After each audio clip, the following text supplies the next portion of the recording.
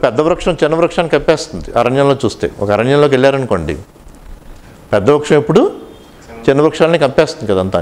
మన అల్ప లక్ష్యాలు ఏర్పరచుకుంటే పెద్ద వృక్షాలు చిన్న వృక్షాలను కప్పేసి మన ప్రయత్నాలు కూడా అనుకూలించవన్నమాట. మన లక్ష్యాలే అల్ప లక్ష్యాలు, మనకి ఎంతో సమర్థత ఉంది, కానీ లక్ష్యాలు చిన్న లక్ష్యాలు ఏర్పరచుకున్నాం అనుకోండి, కానీ ఇంకా పెద్ద లక్ష్యాలు ఏర్పరచుకున్న వాళ్ళు అంటే పెద్ద వృక్షాలు చిన్న వృక్షాలని కప్పేస్తున్నట్టుగా అయిపోతుందన్నమాట అంతా. అందుకని ఏర్పరచుకునేది ఏదో మనలో శక్తి ఉంది, పెద్ద లక్ష్యాలు ఏర్పరచుకోవచ్చు కదా. అలా ఏర్పరచుకుంటే ఇప్పుడు బలవంతుడు బాలుని వశపరుచుకున్నట్టు అన్నాం కదా, అప్పుడు కర్మలు ఎలా ఉంటాయంటే ఒక ఎండిన ముద్దని పిసికి ఎలా కావాలంటే అలా చేసుకోవచ్చు కదా బొమ్మల కింద. మన కర్మలు కూడా అలా అవుతాయన్నమాట. ఎండిన మట్టి ముద్దని ఎలా కావాలంటే అలా తీర్చిదిద్దుకోవచ్చు కదా.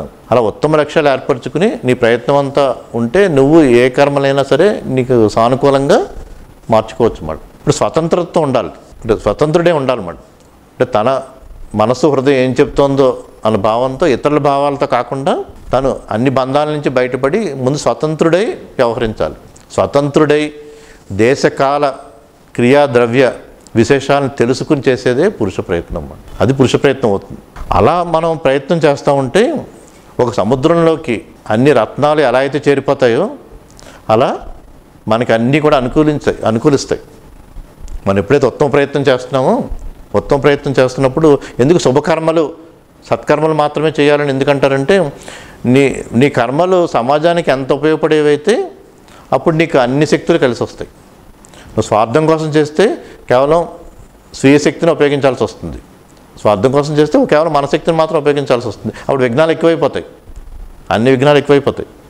కానీ సమాజం కోసం కుటుంబం కోసం చేస్తున్నారనుకోండి, కుటుంబం అందరూ బాగుండాలని కుటుంబాలు అందరూ సహకరిస్తారు కదా.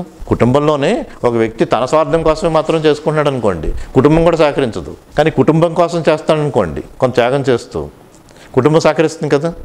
అలా సమాజం కోసం చేస్తున్నాడు అనుకోండి, అప్పుడు సమాజం అంతా సహకరిస్తుంది కదా.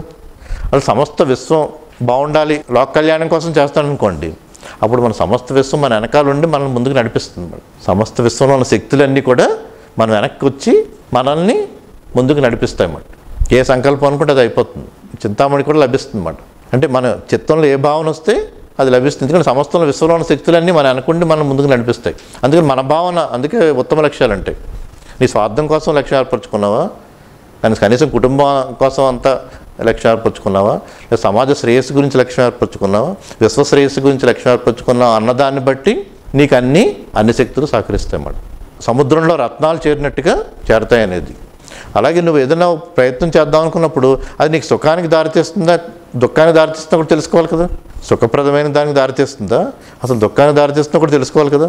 ఇప్పుడు దుర్యోధనుడి కౌరవులు కురుక్షేత్రానికి సిద్ధపడ్డారు.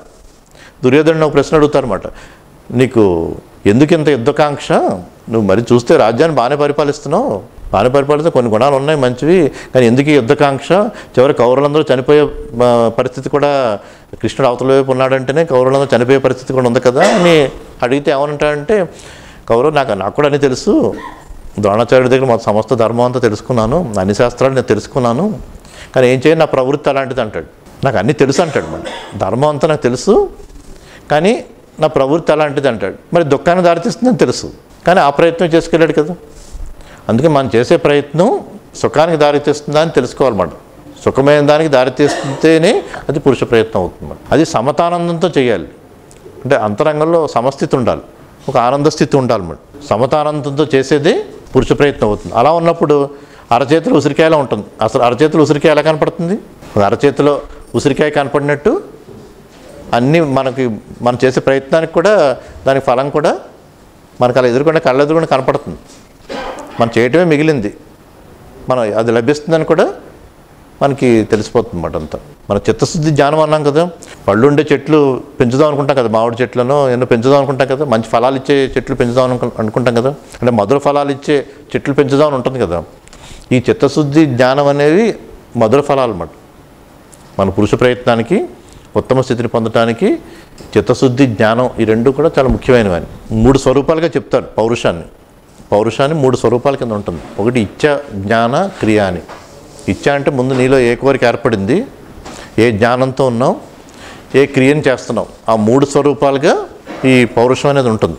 దీంతోనే ఎవరైనా మరి ఏ సిద్ధిని పొందిందైనా కానీ మనం చూస్తూ ఉంటే తెలుస్తుంది. కర్మలో ఆకలేస్తుంది, ఆకలేసినప్పుడు తింటేనే కదా ఆకలి తీరుతుంది? తింటేనే కదా, ఈ ప్రయత్నం జరిగితేనే కదా ఆకలి తీరుతుంది. అప్పుడే కదా రుచి తెలుస్తుంది, అప్పుడే కదా తృప్తి కలిగేది. ఇంత తేలిక తెలుస్తున్నాయి కదా, ఈ ప్రయత్నం వల్లే అన్నీ జరుగుతున్నాయని తెలుస్తుంది కదా. ఎక్కడికైనా వెళ్దాం అనుకుంటాం, అది నడిచేవాడే వెళ్తాడు కదా. మాట్లాడదాం అనుకుంటాం, దైవం అనుకూలిస్తే మాట వచ్చేస్తుందంటే, దైవం అనుకూలించినప్పుడు అదే ప్రసంగం జరిగిపోతుంది అనుకుంటే మాట్లాడేవాడే మాట్లాడతాడు కదా. అలా అన్నీ తెలుస్తున్నాయి కదా అంతా. అలా ఇప్పుడు బాల్యం, యవ్వనం, వృద్ధాప్యం ఇలా కనపడుతున్నాయి మనకి. కానీ దైవం అనేది ఎప్పుడైనా కనపడిందా? బాల్యం, యవ్వనం, వృద్ధాప్యం కనపడుతున్నట్టుగా ఎక్కడ దైవం అనేది కనపడింది ఎవరికైనా? ఎక్కడా లేదు కదా. ఇప్పుడు సరస్సు తామరపూలు ఉంటాయి, తామరపూలు సరస్సులో ఉన్నప్పుడు తామరల వలన సరస్సు శోభిస్తుంది కదా, సరస్సు వలన కూడా తామరలు శోభిస్తాయి కదా. అలాగే అంటే బుద్ధి వలన ఈ సత్శాస్త్ర సాంగత్యం శోభిస్తుంది. సరైన బుద్ధితో ఈ శాస్త్రాన్ని, సాంగత్యాన్ని, సత్సంగాన్ని వెళ్తే బుద్ధి వలన అవి శోభిస్తాయి, వాటి వలన బుద్ధి కూడా శోభిస్తుంది కదా. అందుకని నీకు మన పురాణాల్లో చెప్పిన అందరూ కూడా చేసిన దాంట్లో కూడా ప్రయత్నం వల్లనే, ఏది కూడా ఒక దైవం వలనో అదృష్టం వలన కాదు. అసలు దైవం అనేదే లేదు. అసలు దైవానికి మనం అనుకునే దానికి ఒక ఆకారం కానీ, కర్మ కానీ, చలనం కానీ, పరాక్రమం కానీ లేదు. దానికి ఒక ఆకారం లేదు, కర్మ లేదు, చలనం లేదు, అసలు పరాక్రమమే లేదు. మన అసలు ఆ భావనే అనవసరం అన్నమాట. దాన్ని పూర్తిగా ఎంత పక్కన పెట్టాలన్నమాట. దాన్ని ఆ భావన్నే పక్కన పెట్టాలి. అంతా మన ప్రయత్నం మీదే మనం చూపించాలి. ఇప్పుడు మనం ప్రయత్నం చేస్తూ ఉంటాం, అయినా సరే సాధారణంగా ఆ భావన ఉన్న వాళ్ళు ఏమంటారంటే అన్ని దైవమే చూసుకుంటుంది, ఏం చేయాలో దైవానికి తెలుసు అంటారు కదా. అలాంటి వాడిని పిలిచి అగ్నిలో దూకమని, దైవం అనుకూలిస్తే నీకేమవ్వదు అని అగ్నిలో దూకమను, వాడిని ఏం చేయకపోతే అగ్ని అప్పుడు నేను ఒప్పుకుంటాను అంటాడు. వాడిని ఏం చేయకపోతే అగ్ని నేను ఒప్పుకుంటాను, దైవం పాత్ర ఉంది, అదృష్టం పాత్ర ఉందని ఒప్పుకుంటాను అంటాడు. అని అసలు ఎందుకు పెట్టారు ఈ తపస్సు అని కానీ, ధర్మం అని కానీ? ఇవన్నీ పెట్టింది ఎందుకని? అని శుభకర్మలు చేయడానికి, ప్రయత్నం చేయడానికి కదా.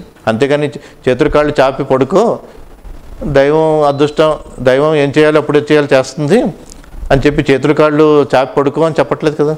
శాస్త్రం ఎప్పుడు చెప్పట్లేదు కదా. అలా అందరూ ప్రయత్నాలు చేస్తారు, ఒక శవం తప్పితే. అందరూ ప్రయత్నాలు చేస్తారు, ఒక శవం తప్పితే అని ఆకృతి లేని దైవానికి ఆకృతి ఉన్న మనిషికి ఎలా పొసుగుతుంది? అలా పొసగదు కదా. అది ఆకృతి లేని దైవం అని మన భావనకి అసలు ఆకృతి ఉన్న దానికి పొసగదు కదా.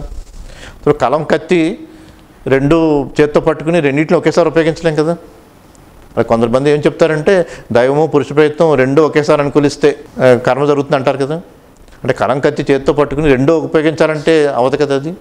అలా కాళ్ళు చేతులు లేనివాడికి పరిగెట్టగలడు, చేతులతో చేయగలడు అంటే సాధ్యమా?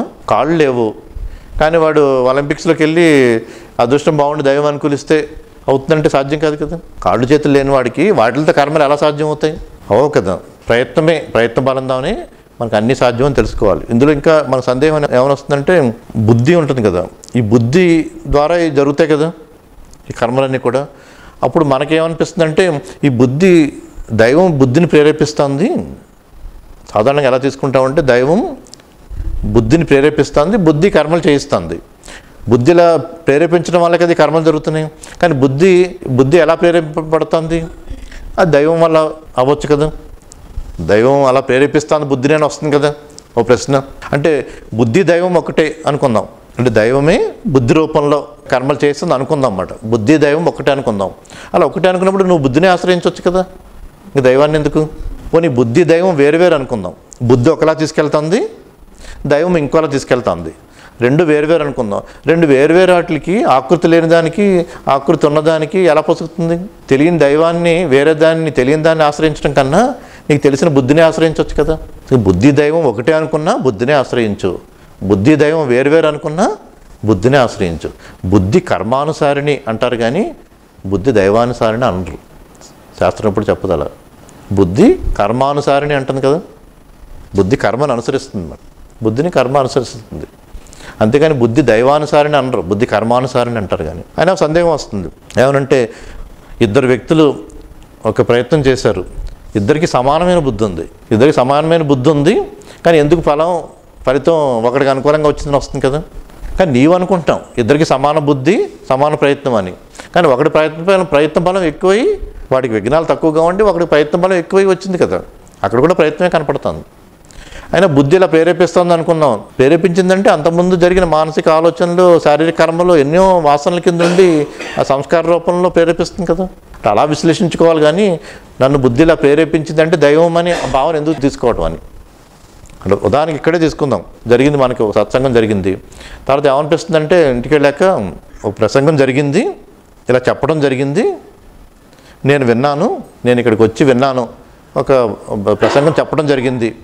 ఈ చెప్పటం వల్ల నా బుద్ధిలో ఎంతో మార్పు వచ్చి నేను ఉత్తమ కర్మలు చేసి ఇంకా ఉత్తమ ప్రయోజనాన్ని పొందాను. మరి ఇక్కడికి వచ్చి ఇలా వినటం వల్ల జరిగింది అంటే దైవం ఇలా అనుకూలించింది. దైవం స్క్రిప్ట్లో మనం ఇలా వచ్చి విన్నట్టు దైవము ఎన్నో అనుకూలింపజేసి మనల్ని ఇలా రప్పించి ఇలా కర్మలు చేయించిందన్న భావన ఉంటుంది కదా. అదృష్టం వల్ల ఇలా వచ్చాం, దైవం ఇలా ప్రేరేపించి మనం తెలియకుండా ఇలా తీసుకొచ్చిందని ఉంటుంది కదా. అలా ఎందుకు అనుకోవాలి? నీలో ఆ భావన ఉంది, అది తెలుసుకుందామని.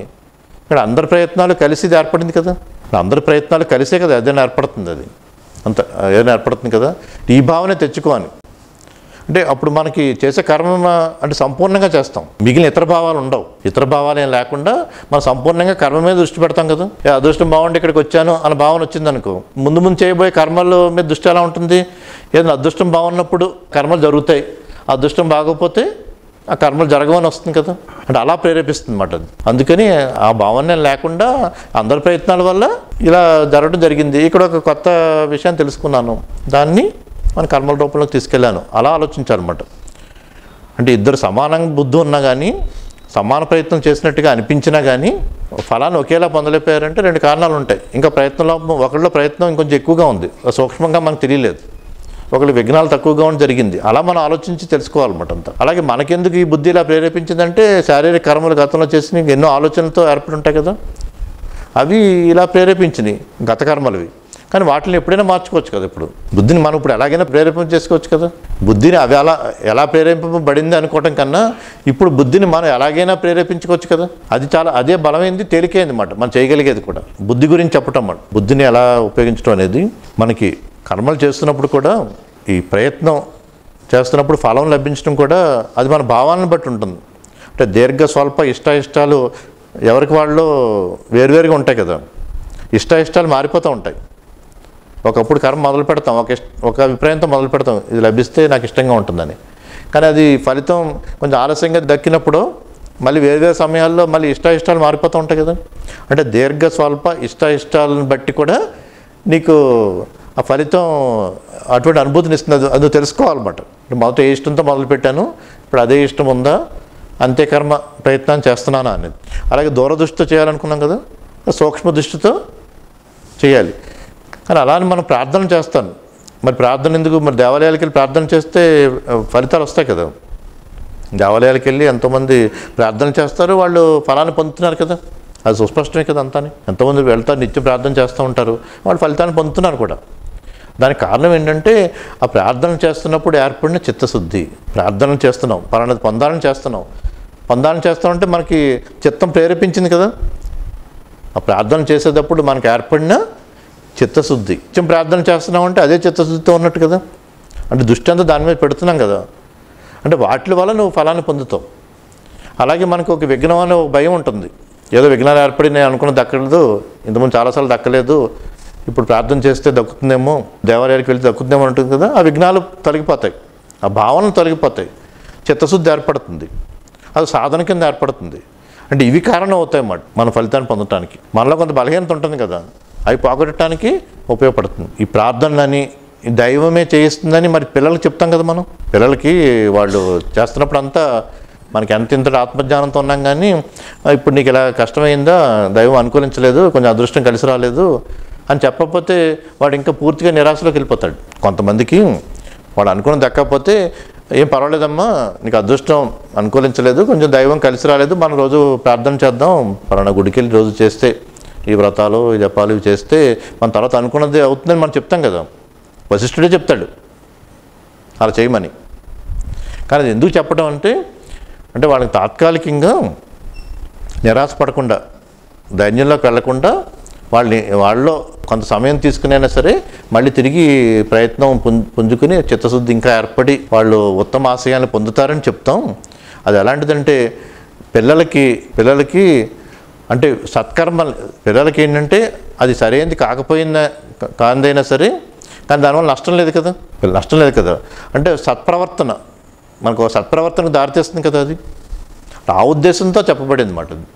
అంటే మనకున్న మానసిక స్థితిని బట్టి పెద్దలు వాళ్ళు చెప్తారు, గురువులు వాళ్ళు చెప్తారు అన్నమాట. మనం ఎంత మాట్లాడుకున్నా ఎవరు నిరాశతో ఉన్నారనుకోండి, ధైర్యంతో ఇలా అనుకున్నాను జరగలేదు, ఇంకెందుకు జీవితం డిప్రెషన్కి వెళ్ళిపోయారనుకోండి, అని నాకు అదృష్టం అనుకూలించలేదు, దైవం అనుకూలించలేదు అని అన్నారనుకోండి, ఇప్పుడు ఏమంటారు? అతని మానసిక పరిస్థితిని బట్టి కాదు, ప్రస్తుతానికి ఏదో కలిసి రాలేదు అంతే చెప్తారు కదా, సముదాయం చెప్తారు కదా. అది ఎలా అంటే పిల్లలకు సత్ప్రవర్తన నేర్పడం అన్నమాట. ముందు ముందు వాళ్ళు ఉత్తమాశయాన్ని పొందుతారని వాళ్ళని మానసికంగా కొంత సమయం ఇచ్చి ఉత్తేజపరచడానికి పెద్దలు శాస్త్రాలు ఏర్పరిచిన విషయం అంతే, అది అంతవరకే. కానీ దైవమే లేదు, అదృష్టం అనేది లేదని ఒక అభిప్రాయానికి వచ్చేసాం అనుకోండి, రేపు పొద్దున్న నిరాశ నిస్పృహ ఏర్పడింది అనుకోండి కొన్ని సంఘటనలోని, దాని నుంచి బయటికి రాలేం కూడా, దాని నుంచి బయటికి రాలేం. పూర్వం అయితే అలా వచ్చినప్పుడు మళ్ళీ అదృష్టం కలిసి రాలేదు, మళ్ళీ పరీక్షించుకున్న అదృష్టాన్ని కొన్ని వ్రతాలు జపాలు చేసుకుంటే దక్కుతుందని భావన ఉండేది కదా. అందుకని ఈ మార్గం ఎలాంటిదంటే ఒక 2 కొండల మధ్యన ఒక తాడు కట్టారనుకోండి, ఆ తాడు మీద నడకలాంటిది. ఇది ఆధ్యాత్మ జ్ఞాన మార్గం కూడా తాడు మీద నడకలాంటిది మరి సూక్ష్మ దృష్టితో తెలుసుకోవాలి, అది తెలుసుకోవాలి. లేదా ఒక పెద్ద కత్తి మన మీద నడవటం అంటారు కదా, కఠోపనిషత్తులు చెప్తారు, అది అటువంటిది మాట. అది ఇంకో సూక్ష్మ దృష్టితో గ్రహించాలి ఏది ఎందుకు చెప్పబడింది అనేది. ఇవి ఈ పురుష ప్రయత్నంలో అంటే వివిధ రకాలుగా మనం తెలుసుకోవాల్సింది. ఏదైనా కర్మలు జరుగుతున్నాయంటే అవి ఎందుకంటే వాసనల ద్వారానే కర్మలు జరుగుతాయి. మనలో కొన్ని వాసనలు ఉంటాయి కదా, ఆ వాసనల ద్వారానే కర్మలు జరుగుతూ ఉంటాయి. కానీ వాసనలు దేని వల్ల జరుగుతాయి? మనస్సు కొన్ని మననం చేసుకుని ఉంచుకుంటుంది, మనస్సు కొన్ని మననం చేసుకుంటుంది కదా, ఆ మనస్సు ద్వారా ఈ వాసనలు ఏర్పడతాయి, ఆ వాసనల ద్వారా కర్మలు జరుగుతాయి. కానీ మనస్సు దేని నుంచి వచ్చింది? మనస్సు మరణం దేంట్లో ఏర్పడి ఉన్నాయి? అన్ని చైతన్యంలోనే కదా, అన్ని చైతన్యంలోనే. మన సుషుప్తిలో చైతన్య స్వరూపంగా ఉంటాం, మరి జాగృతిలోకి వచ్చేటప్పటికి కర్మలు చేస్తాం కదా. అంటే ఆ చైతన్యం నుంచే మనస్సు ఏర్పడటం, ఆ మనస్సులోనే వాసనలు ఏర్పడటం, ఆ వాసనల నుంచే కర్మలుగా జరుగుతుంది కదా. అంటే చైతన్యంలోనే ఇవన్నీ జరుగుతాయి అన్నమాట. ఈ మనస్సు, వాసనలు, కర్మ అంతా కూడా చైతన్య స్వరూపంగానే ఉంటుంది, అంత చైతన్య స్వరూపమే అంత. కానీ ఇవి ఇలా విడివిడిగా చెప్పడం ఎందుకంటే కేవలం ఒకటొకటి అర్థం చేసుకోవడానికి అంతే, కానీ అన్నీ ఒకే రూపంలో ఉంటాయి. కర్మ, వాసన, మనస్సు, చైతన్యము అన్నీ కూడా ఒకే రూపంగా ఉంటాయి అన్నమాట. అంత చైతన్య స్వరూపంగానే ఉంటాయి అంతా కూడా.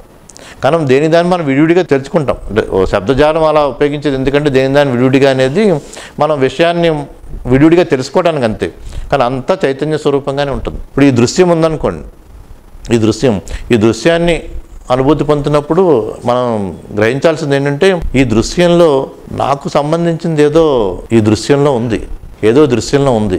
ఏంటది నాకు సంబంధించింది ఉంది? అందరిలోని చైతన్యం ఉంది కదా, అందరిలోని చైతన్యం ఉంది. ఈ దృశ్యం అంతా చైతన్యంతో నిండి ఉంది కదా, అంతా చైతన్య స్వరూపాలే కదా.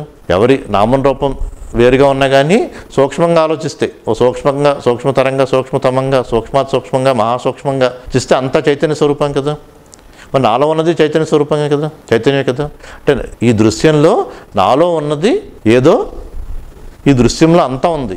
నేను చైతన్య స్వరూపంగా ఉన్నాను, నాలో చైతన్యం ఉంది, అదే దృశ్యం అంతా నిండి ఉందన్నమాట. దృశ్యం అంతా కూడా అలా చైతన్యంతో నిండి ఉంది. అందుకని ఎప్పుడు ఈ దృశ్యాన్ని చూస్తున్నా నాలో ఉన్నది ఈ దృశ్యంలో అంతా నిండి ఉన్నది అన్న భావన ఉండాలన్నమాట. అప్పుడు సమదృష్టి ఏర్పడుతుంది, ఏకత్వం ఏర్పడుతుంది అన్నమాట. ఓ సమదృష్టిని ఏకత్వం ఏర్పడుతుంది, అంతా చైతన్య స్వరూపమే అన్న భావన ఉంటుంది అన్నమాట. అంత చైతన్య స్వరూపమే అని. అందుకని పురుషాకారం అంటే నీ స్వరూపం అంటే ఈ చైతన్య స్వరూపంగా నువ్వు కర్మలు చేస్తావు, అంతా నీ చైతన్య స్వరూపం అన్నమాట. అదే పురుషాకారంగా ప్రయత్నంగా ఉంటుందని. వివిధ కోణాల్లోంచి పురుషాకారం తెలుసుకున్న తర్వాత ఈ చిత్తం అనేది ఒక బాలుడు లాంటిది. మరి చిత్తాన్ని ఎలా వశపరుచుకుంటామని వస్తుంది కదా. మరి చిత్తం అనేది ఎలా వశపరుచుకుంటామని, చిత్తం అనేది ఒక బాలుడు లాంటిది అన్నమాట. బాలుడిని ఎలా వశపరుచుకుని మనం ఎలా కావాలంటే ఏ దారిలో కావాలంటే అలా తీసుకెళ్ళవచ్చు కదా. అలా మన చిత్తాన్ని మనం వశపరుచుకుని మనం ఎలా కావాలంటే అలా తీసుకెళ్ళవచ్చు. అలా ఇప్పుడు కూడా అశుభకర్మలు కొన్ని చేసి ఉంటాం, వాటిని ఏం చేయాలంటే శుభకర్మలతో అశుభకర్మలు లేకుండా చేసుకోవాలి, శుభకర్మలు చేయాలి ముందు. ఆ తర్వాత రెండిట్లు కూడా వాసనాక్షయంతో మిగిలిన మన ప్రయత్నం జరుగుతూ ఉండాలి. ఇప్పుడు ముళ్ళు గుచ్చుకుందనుకోండి, ముళ్ళు గుచ్చుకుంటే ఇంకొక ముళ్ళుని తీసి రెండు పడేస్తాం కదా. అలా ముందు కొన్ని అశుభకర్మలు, అశుభ వాసనతో నిండిపోయి ఉంటుంది మనసు.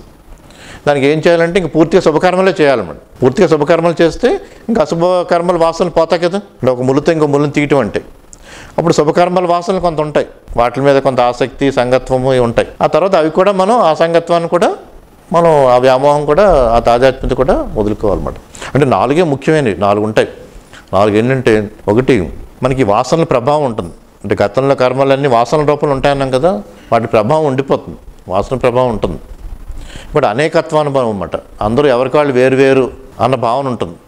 అంత ఎవరికి వాళ్ళు నామం రూపంతోనే చూడటం వల్ల ఎవరికి వాళ్ళు వేరు అన్న భావన ఉంటుంది కదా. అనేకత్వానుభవం ఎప్పుడు ఉంటుంది.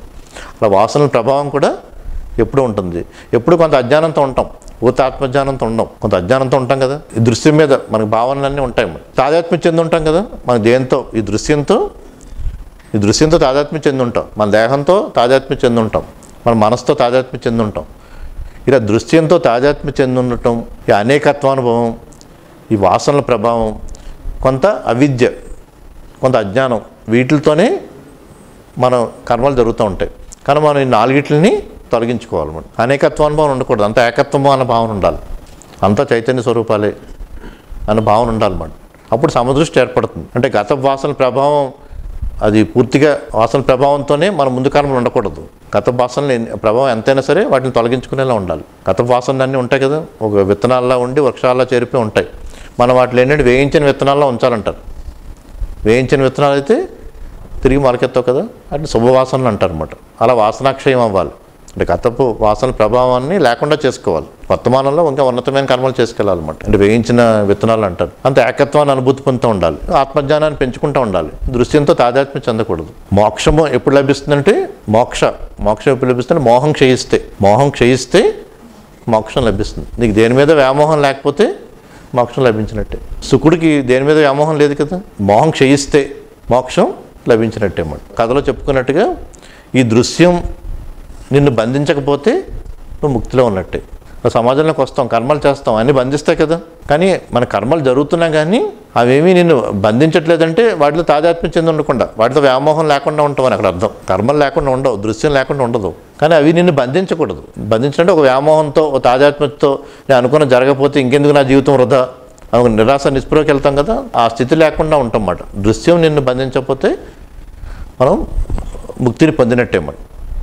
ఇలా మనకి చెప్పిన తర్వాత వశిష్ఠుడు ఏమని చెప్తాడంటే, అసలు వశిష్ఠుడు ఎలా వచ్చిందని అతన్ని జన్మ కారణం చెప్తాడు.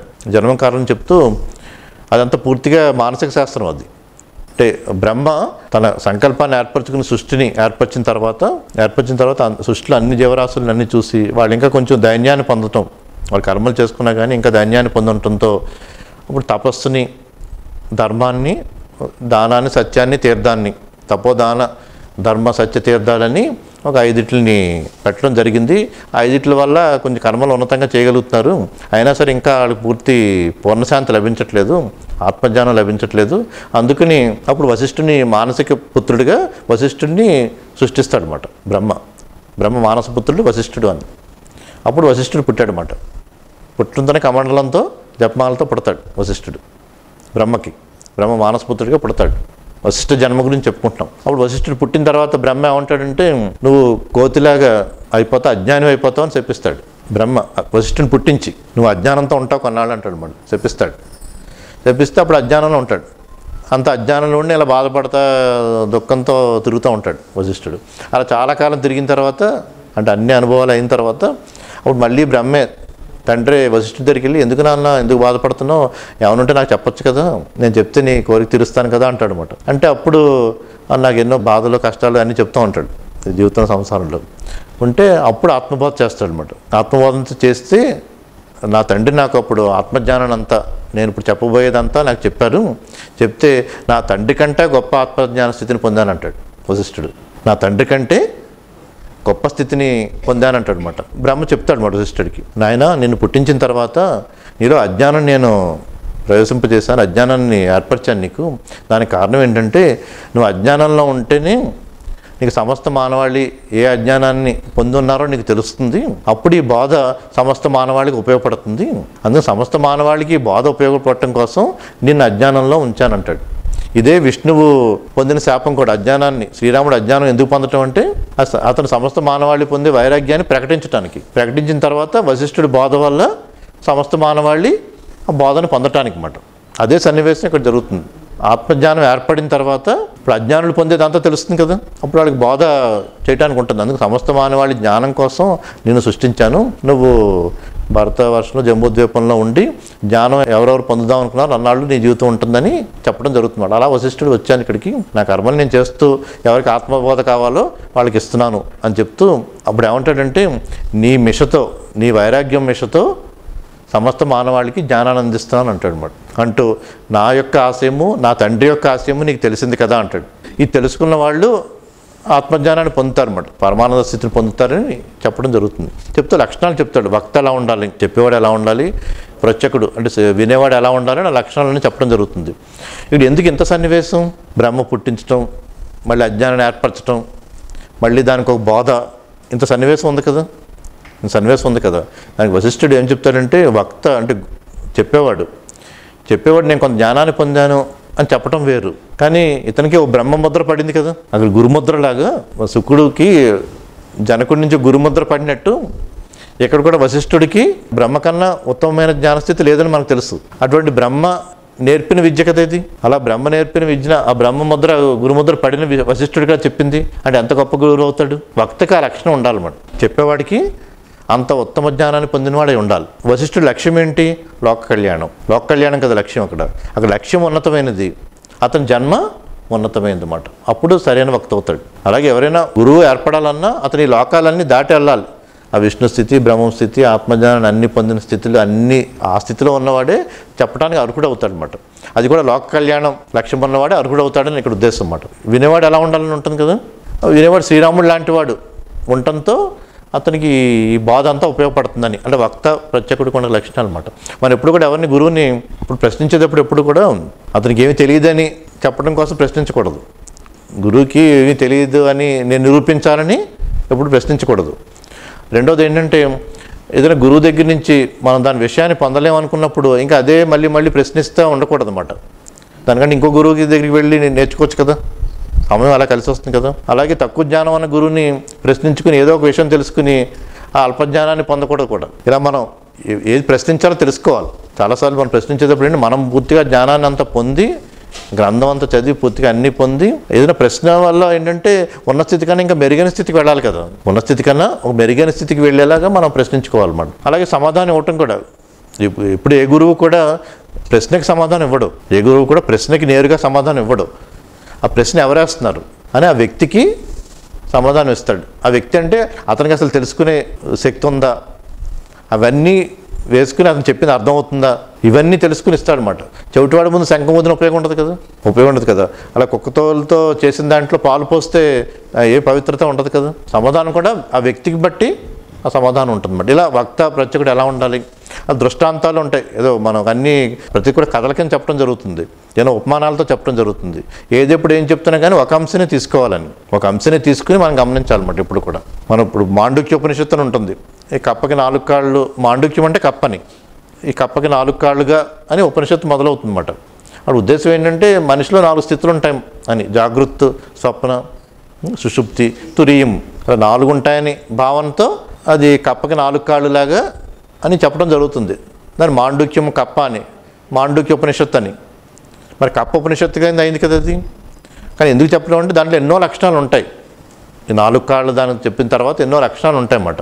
చూడండి, కప్ప ఇలా గెంతుతుంది, నడవటం కాకుండా గెంతుతుంది అన్నమాట. దాన్ని క్వాంటమ్ లీప్ అంటారు. క్వాంటమ్ లీప్ అంటే మనలో ఈ మానసిక స్థితులు కూడా అలా వరుసగా వెళ్ళాలనే లేదు, వరుసగా స్టెప్ బై స్టెప్ వెళ్ళాలనే లేదు అన్నమాట. చిన్న శ్రమతోనే ఎక్కువ జ్ఞానాన్ని కూడా పొందొచ్చు మానసిక స్థితిని బట్టి. ఆ శాస్త్రం ఏం చెప్తుందంటే ఆ ఉపనిషత్తు ఒక్కసారి ఓ పెద్ద స్థితికి తీసుకెళ్ళిపోతుంది అన్నమాట. దాని క్వాంటమ్ లీప్ అని అది అందుకని కప్పను ఉదాహరణగా అలా ఎన్నో ఉదాహరణలతో దాన్ని చెప్పడం జరుగుతుంది అన్నమాట. అంతా అందుకని అది మనం మౌనంలో గ్రహించాలి అంతా కూడా. కళ్ళు కలువపూర్లో ఉన్నాయని అంటారు కదా, కవిత్వం చెప్తారు. మరి కళ్ళు నీటిలో తేలుతున్నాయని అనకూడదు కదా. అలా మనం ఏ అంశాన్ని దృష్టిలో పెట్టినా తెలియాలి మనకి. బంగారం నుంచి ఆభరణాలు తయారవుతున్నాయి అని చెప్పి బ్రహ్మము జగత్తు చెప్పడం జరుగుతుంది. అలాంటప్పుడు ఏంటంటే ఒక అంశనే తీసుకోవాలి. అక్కడ ఆభరణంలో ఉన్నదంతా బంగారమే అంటే జగత్తులో ఉన్నదంతా కూడా బ్రహ్మమే, ఈ ఒక్క అంశనే తీసుకోవాలన్నమాట. మిగిలిన బంగారం ధర్మాలన్నీ తీసుకోకూడదు. అలా ఏకాంశ అనేది ముఖ్యమైనది అన్నమాట ఈ ఉపమాన ఉపమేయాల్లో. ఒక ఆత్మవస్తువు తప్పితే మిగిలినన్నింటిలోని ఏదో ఒక ఉంటాయి, దోషాలు ఉంటాయి, దోషాలు లేకుండా ఉండదు. రెండు చెప్పినప్పుడు ఇప్పుడు మనసు సముద్రం లాంటిది అంటాం, మనసు మేఘాలు లాంటిది అంటాం, ఆత్మ సూర్యుడు లాంటిది అంటాం. ఇలా ఎన్నో చెప్పడం జరుగుతుంది కదా. వీటిలో ఒక అంశాన్ని తీసుకుని మనం గమనించాలన్నమాట, ఏది ఎందుకు చెప్పబడిందని, అవి ఎలా ఎందుకు, వీటిలో ఎంతో భేదం ఉంది, వీటిలో ఏముంది అన్న దృష్టి వెళ్ళకుండా. ఎందుకంటే మనం ఏది తెలుసుకుంటున్నామంటే తర్కానికి అందని దాన్ని తెలుసుకుంటున్నాం, లాజిక్కి అందని దాన్ని మనం తెలుసుకుంటాం అన్నమాట. తర్కానికి అందని దాన్ని తెలుసుకుంటున్నాం. తర్కానికి అందని దాన్ని ఎలా తెలుసుకోవాలి? మళ్ళీ తర్కంతోనే తెలుసుకోవాలి. ఇప్పుడు చేపను పట్టుకోవాలనుకోండి, దాన్ని గాలం వేస్తాం కదా, గాలం వేస్తేనే చేప పడుతుంది, ఒక ఎర్ర వేస్తేనే పడుతుంది కదా, ఎర్రలా వేస్తారన్నమాట ఇవి. అలాగే 56 కథల్లో కూడా వచ్చేవన్నీ కూడా చాలా విచిత్రంగా ఉంటాయి అన్నమాట. కథలు కూడా అర్థం అవడం కూడా కష్టం, అవి చాలా లోతైనవన్నీ ఉంటాయి అన్నమాట అంతగా.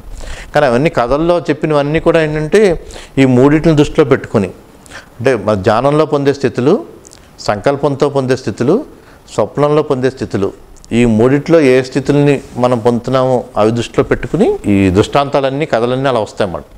మనం ఇంకా ఉన్నత స్థితిలో తీసుకెళ్ళడానికి. మనకి నెక్స్ట్ సెషన్లో ఉత్పత్తి ప్రకరణం నుంచి మొదలవుతాయి. ఓ చక్రవర్తిని దర్శించడానికి 4 ద్వారపాలకులు ఉండాలనుకున్నారు. 4 ఎవరు? ఆ 4 ద్వారపాలకుల పేర్లు ఏమిటి? శమము, శమము అని చెప్పుకున్నాం కదా. శమము అంటే శాంతము, ఆనందము అని, ఆ స్థితి ఉండాలని. విచారణ, మూడోది సంతోషం. బాగా చెప్పారు. శమము, విచారణ, సాంగత్యము, సంతోషము. ఈ 4 ద్వారపాలకుల్లో ఉంటే చక్రవర్తి వాళ్ళ దర్శనం అవుతుందని కదా. ద్వారపాలకులు 4లో సహకారంతో వెళ్ళొచ్చు, 3 సహకారం ఉన్నా వెళ్ళొచ్చు, 2 సహకారం ఉన్నా వెళ్ళొచ్చు, లేదా 1 సహకారం ఉన్నా వాడు తీసుకెళ్తాడట. అంటే 4లో ఏదైనా ఒకటిన్నా చాలని. అంటే వివేకం ఉంటే ఎలా ఉంటుందంటే, అంటే వివేకం పొందితే సూర్యుడు ఆకాశంలో ఉంటే ఉన్న సూర్యుడిలా ఉంటుందండి స్థితి. అంటే భూమి మీద ఎలా ఉంటాం ఈ స్థితి ఎక్కడ, ఒక సూర్యుడిలా ఉండే స్థితి ఎక్కడ? వివేకి ఒక సూర్యుడిలా ఉంటాడు, ఒక సూర్యుడు లాంటి సాక్షితత్వంతో అటువంటి స్థితిని పొందుంటాడు వివేకి. మనం వింటున్నప్పుడు కూడా ఇప్పుడు ఒక మంద్ర ధ్వనితో ఉంటే లేళ్ళు చెవులు నిక్కరించుకుని వింటాయి కదా, అలా అంత జాగ్రత్త వినాలి. మనసులో ఇంక వేరే ఆలోచనలు పెట్టుకోకుండా అంత వింటే అప్పుడు నీకు ప్రతిదీ పూర్తిగా వినటం జరుగుతుంది. మరి ఇప్పుడు మేఘాలు లేని ఆకాశం ఎలా ఉంటుంది? ఏ మేఘాలు లేవనుకోండి, ఆకాశం పూర్ణచంద్రుడితో ఉన్న ఆకాశం ఎలా ఉంటుంది? అలా మనసులో మనకి ఏ ఇతర భావాలు లేకపోతే మనం అందుకునేది ఆ చంద్రకిరణాలు అంత ఉన్నతంగా ఉంటాయి కదా. ఓ పూర్ణచంద్రుడికి ఉన్న కిరణాలు ఉంటాయి కదా, ఏ మేఘాలు లేని ఆకాశంలో, అప్పుడే కలువలు వికసిస్తాయి కదా. అలా మనం నేర్చుకుంటున్నప్పుడు కూడా ఇతర ఆలోచనలు లేని స్థితిని ఉంచుకోవాలి మనసులో. ఏ మేఘాలు లేని స్థితి అంటే ఓ పూర్ణచంద్రుడు ఏర్పడటం, వివేకం ఏర్పడతా ఉంటే కలువలు వికసించినట్టుగా, ఓ జ్ఞానం పొందుతున్నట్టుగా నేర్చుకోవడానికి చెప్తూ ఈ 4 గురించి చర్చించుకుందాం అన్నమాట. ఈ శమము, విచారణ, సాంగత్యము, సంతోషము. ఏమిటి 4లో గొప్పతనం ఏంటంటే, సంతోష పరమో లాభ. సంతోషంగా ఉంటే అంత లాభమే కదా. సంతోష పరమో లాభ. సత్సంగ పరమాగతి. సత్సంగం ఉంటే మన గతి మారుతుంది, మన దిశ మారుతుంది అన్నమాట. గతిని బట్టే మతి ఉంటుంది కదా, ఆ గతి సామతి అని మన గతిని బట్టే మతి ఉంటుంది. ఈ సత్సంగం ఉంటే సరైన గతిలో ఉంటాం అన్నమాట. విచార పరమం జ్ఞానం. సరైన విచారణ ఉంటే ఉత్తమ జ్ఞానాన్ని పొందుతాం. శమోహి పరమం సుఖం. శమముతో ఉంటే పూర్ణ సుఖంతో ఉంటాం అన్నమాట అంతా అని 4 గురించి చెప్తూ. అంటే శమము అంటే ఏంటి? శమము గురించి తెలుసుకోవాలనుకోండి, మన ఇంద్రియాలన్నీ ఇంద్రియ నిగ్రహ స్వరూపంగా ఉంటుంది శమము అనేది. ఇంద్రియాలన్నీ కూడా ఆధీనంలో ఉంటాయి, వశపరుచుకున్న స్థితిలోనే మనం శమము పొందుతాం అన్నమాట. అంటే ఇంద్రియ నిగ్రహ రూపంగా శమము ఉంటుంది. ఏ తృష్ణలు ఉండవు, తృష్ణారాహిత్య స్థితిలో ఉంటుంది. తృష్ణలు అంటే విభిన్న కోరికలు, మన ప్రయత్నం ఒకటి ఉంటుంది, కోరికలు అన్నీ వివిధ రకాలుగా ఉంటాయి కదా. తృష్ణారాహిత్యం ఉంటేనే ఆ శమముని పొందుతాం. శమము అంటే ఏంటి? శాంతము, ఆనందము అన్నమాట. మనసు అంతరంగంలో శాంతంగా ఉంటుంది, ఆనందంగా ఉంటుంది. బుద్ధుడు శమమును పొంది ఉంటాడు కదా, దత్తాత్రేయుడు, శివుడు, ఇవన్నీ శమమును పొందిన స్థితిగా చెప్తారు.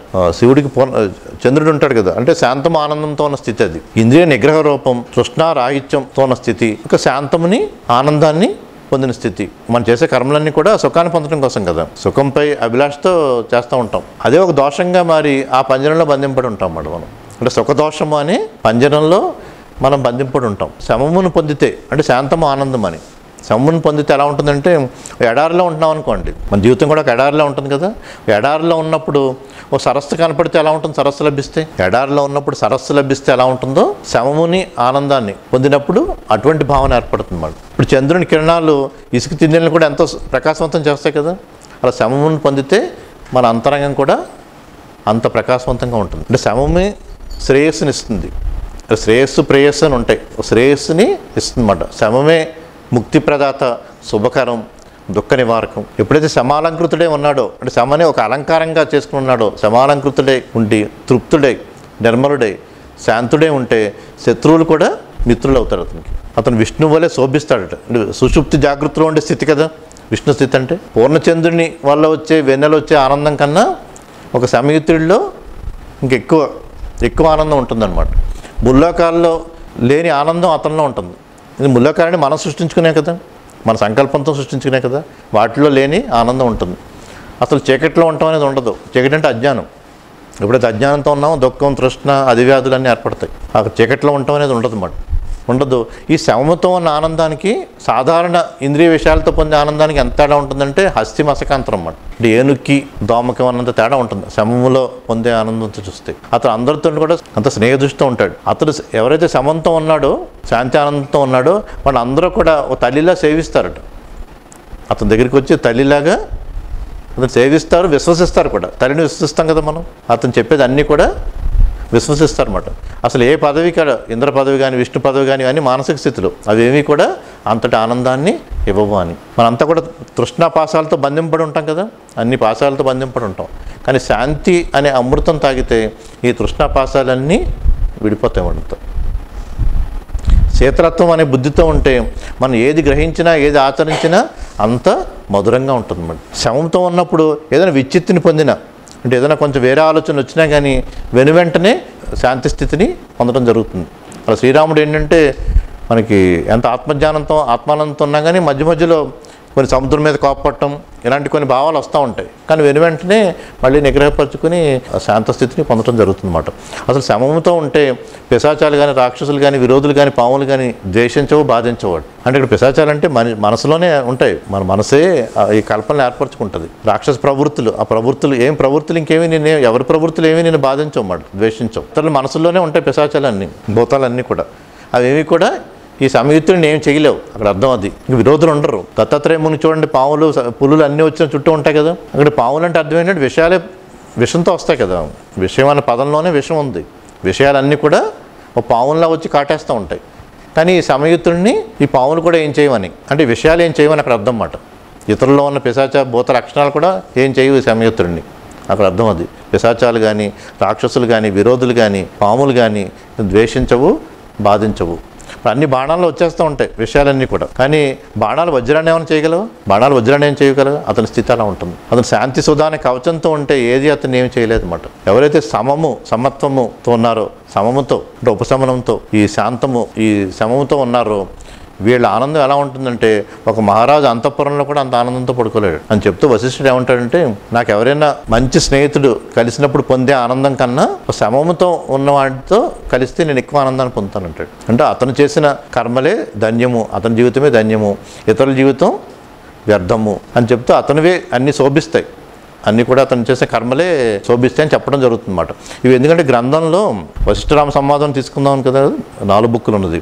ఈ గ్రంథంలో సమం గురించి చెప్పడం జరుగుతుంది కదా, గ్రంథంలో ఉంటుంది కదా, మన వీడియోల రూపంలో వస్తాయి కదా. ఇవి మన గ్రంథంలో పరిశీలిద్దాం అన్నమాట. ఇప్పుడు నేను చెప్పినవన్నీ సమము అంటే ఇంద్రియ నిగ్రహ రూపంగా ఉంటుంది. ప్రతి పాయింట్ కూడా ఎలా వస్తుంది అనేది వస్తే అంటే మనం దాన్ని ఎలా గ్రహించడం అనేది ఇంద్రియ నిగ్రహ రూపంగా ఉంటుంది. తృష్ణారాహిత్యం సమము అంటే, తృష్ణారాహిత్యము అంటే సమము, శాంతము ఆనందము, శమమును పొందటం అంటే. కానీ మనం సుఖంతో అభిలాషతో ఉంటాం కదా, సుఖాన్ని పొందుదామని సుఖదోషమే ఓ పంజరంలా మనల్ని బంధిస్తుంది. శమమును పొందితే ఎలా ఉంటుందంటే ఒక ఎడారిలో ఉన్నప్పుడు ఓ సరస్సు లభిస్తే ఎలా ఉంటుంది, అలా శమము లభిస్తే అలా ఉంటుంది. చంద్రుని కిరణాలు వెన్నెల ఇసుక తిందాలని శోభపరుస్తాయి కదా, అలా శమమును పొందితే శోభపరుస్తాయి. మనం శమము అంటే ఇంద్రియ నిగ్రహ రూపం కిందని, తృష్ణారాహిత్యం అని, శాంతము ఆనందం అని, ఈ సుఖదాహం అనే మన పంజరంలో బంధింపబడి ఉంటాం కదా. ఒక సరస్సుని ఎడారిలో సరస్సును పొందినట్టుగా ఉంటుంది కదా. చంద్రుని కిరణాలు ఇసుక తిన్నల్ని ఎలా శోభపరుస్తే ప్రకాశవంతం చేస్తాయి అలా ఉంటుంది కదా. అదే శ్రేయస్సు కదా, అదే ముక్తి ప్రదాత కదా, సుఖదాయకం కదా, దుఃఖ నివారకం కదా. ఎవరైతే సమాలంకృతుడే ఉంటాడో అంటే తృప్తుడై నిర్మలుడై శాంతుడై ఉంటాడో అతనికి శత్రువులు కూడా మిత్రులు అవుతారు కదా. విష్ణువు వలె శోభిస్తాడు, విష్ణు స్థితిలాగా శోభిస్తాడు కదా. పూర్ణచంద్రుడి కంట ఇంకెక్కువ ఆనందాన్ని ఇస్తాడు కదా, పూర్ణచంద్రుడి కంట ఎక్కువ ఆనందాన్ని ఇస్తాడు. ముల్లోకాల్లో లేని ఆనందం అతని నుంచి లభిస్తుంది. ఇక చీకటి అనేది ఉండదు. చీకటి అంటే అజ్ఞానం సంబంధించి వచ్చే లక్షణాలన్నీ కూడా, అంటే దుఃఖం, తృష్ణ, అధివ్యాధులు, ఇలాంటి ఏ లక్షణాలు కూడా అతను సమీపించవమాట. మనకి 3 లోకాల్లోని పొందే అన్నీ కూడా మన మానసిక స్థితులకి సంబంధించిందని. అలాగే శమంతో ఉన్న ఆనందం కంటే ఇంద్రియాలతో పొందే ఆనందానికి అస్థి మసకాంతరం, అంటే ఏనుక్కి దోమకి ఉన్నంత వ్యత్యాసం ఉంటుందని చెప్పుకున్నాం కదా. అతడు అందరితో స్నేహభావంతో ఉంటాడు. అందరూ కూడా అతని తల్లిని సేవిస్తున్నట్టు సేవిస్తారు, విశ్వసిస్తారు. ఇంద్ర పదవి కానీ విష్ణు పదవి కానీ అంతటి ఆనంద స్థితిని ఇవ్వవు. ఇప్పుడు శాంతి అనే అమృతాన్ని తీసుకుంటే తృష్ణాపాసాలన్నీ తొలగిపోతాయి అన్నమాట. శీతలత్వం అనే బుద్ధి ఉంటే అతను చేసే వ్యవహారాలన్నీ కూడా, అతను గ్రహించేవి, ఆచరించేవి అన్నీ మధురంగా ఉంటాయి. ఇలా అంటే శమము గురించి ఒక మానసిక స్థితులు చెప్పుకున్నాం కూడా. అతను ఏదైనా విచ్చిత్ అంటే వేరే సంఘటనలతో ఏదైనా మనసు కొంచెం మార్పు వచ్చినా కానీ వెంటనే మళ్ళీ ఒక శాంతి ఆనంద స్థితిని పొందుతాడు. అతని పిశాచాలు కానీ, రాక్షసులు కానీ, విరోధులు కానీ, పాములు కానీ ద్వేషించవు, బాధించవు. వజ్రాన్ని బాణం ఏం చేయలేదు కదా. శాంతి సుధాన్ని కవచం ఉంటే ఏది అతనేమి బాధించలేవు కదా. సమము, శాంతము, ఉపశమనముతో ఉంటే మహారాజు అంతఃపురంలో పొందే ఆనందం కన్నా ఎక్కువ పొందుతాడని కదా. అలాగే వశిష్ఠుడు, నేను ఒక స్నేహితుడితో కలిస్తే ఆనందం కన్నా ఒక సమయుతుడిని కలిస్తే ఎక్కువ ఆనందం పొందుతాడని ఉంటుంది కదా. ఇలా శమంతో ఉంటే అతని జీవితమే ధన్యము, ఇతరుల జీవితం వ్యర్థము అని ఉంటుంది కదా. అంటే ఇవన్నీ ఎందుకు చెప్తాడు? సీక్వెన్స్ చూస్తారు కదా. ఈ సీక్వెన్స్ని మనం 32,000 శ్లోకాలతో ఉన్న 4 వాల్యూమ్స్ కింద ఉంటుంది ఇదంతా వచన రూపంలో. ఇప్పుడు ఇదే సీక్వెన్స్ చెప్పొచ్చు మనం. ఒక కథని చెప్పటం వేరు, రామాయణం లాంటి ఒక కథని, భారతం లాంటి కథని చెప్పటం వేరు మాట. కానీ వచ్చేటప్పటికి అలా ఉండదు. ఇవన్నీ ఎక్కడికక్కడ మానసిక స్థితులు, కవిత్వంతో ఎన్నో దృష్టాంతాలు, ఉపాఖ్యానాలు, కథలు ఉండి మధ్యలో ఎన్నో ఆత్మజ్ఞానానికి సంబంధించినవి ఇవన్నీ ఉంటాయి కదా, వీటితో ఉంటుంది. అలా ఉన్నప్పుడు ఏంటంటే దీనికి ఒక సీక్వెన్స్ ఉండదు, ఎక్కడికక్కడ అన్నీ మారిపోతూ ఉంటాయి. దానికి కారణం ఏంటంటే మనం గ్రహిస్తున్నప్పుడు కూడా మనం ఆ స్థితిని అనుభూతి పొందాలి. అంటే ఏకసంధాగ్రహిగా మనకి బుక్ ఫోటోగ్రాఫిక్ మెమరీలా ఉంటే అది వేరు. ఫోటోగ్రాఫిక్ మెమరీ లాగా అది చూసి మనం దాన్ని మొత్తం చెప్పేది అది వేరు అన్నమాట. కానీ ఇది ఒక ప్రయత్నంలో భాగంగా జరిగేది ఏంటంటే మనం ఏది చదువుతున్నామో దాని ఆ స్థితిని మన అనుభూతి పొందాలి. అంటే ఇంద్రియ నిగ్రహ రూపంగా అనగానే మనం దాన్ని అనుభూతి పొందాలి. తృష్ణారాహిత్య స్థితిని అనుభూతి పొందాలి, శాంతం ఆనందాన్ని అనుభూతి పొంది మనం మళ్ళీ ఒక రూపం ఇచ్చుకోవాలన్నమాట, ఒక దృశ్యం రూపం ఇచ్చుకోవాలి. ప్రాక్టీస్ చేస్తున్నప్పుడు ఏంటంటే ఒక దృశ్యం రూపం ఇవ్వాలన్నమాట. ఒక దృశ్యం రూపం ఇవ్వటం అంటే ఒక పంజరంలో, ఒక ఎడారిలో ఉన్నాం, సుఖదాహం అనే పంజరంలో ఎడారిలో ఉన్నాం, ఒక దృశ్య రూపం అనుకుందాం. ఎడారిలో ఉన్నాం, సరస్సు కనపడింది, చంద్రకిరణాలు శోభిస్తున్నాయి. ఇలా మనం దృశ్యరూపం ఇచ్చుకుంటూ వెళ్తాం అన్నమాట. దృశ్యరూపం ఇచ్చుకుంటూ వెళ్తే అదే సీక్వెన్స్లో మనకు వస్తుందన్నమాట. మొత్తాన్ని కూడా ఒక విధానం ఉంటుంది దాన్ని గ్రహించడానికి. అది ఒక మానసిక స్థితి, అంటే సూక్ష్మ శరీరంతో మానసిక స్థితితో ఒక దృశ్యరూపం ఇచ్చుకుంటూ వెళ్తే సేమ్ ఆర్డర్తో మనం అన్నీ గ్రహించవచ్చు, ఆ స్థితిని కూడా అనుభూతి పొందొచ్చు అన్నమాట. ఇక ఈ శాంతి ఆనందంతో ఉంటే ఏంటంటే ఒక సమస్థితితో ఉంటుంది అంతరంగం అంతా కూడా. ఈ సమస్థితే సమముకి పరాకాష్ఠ. ఇది శాంతి ఆనందంతో దీనికి పరాకాష్ఠ ఏంటంటే ఒక సమత్వాన్ని పొంది ఉండటం అన్నమాట. అతనికి ఎలా ఉంటుందంటే తన జీవితం, అతని దగ్గరికి వచ్చేవాళ్ళు అందరితో కూడా సమదృష్టి ఉంటుంది కదా.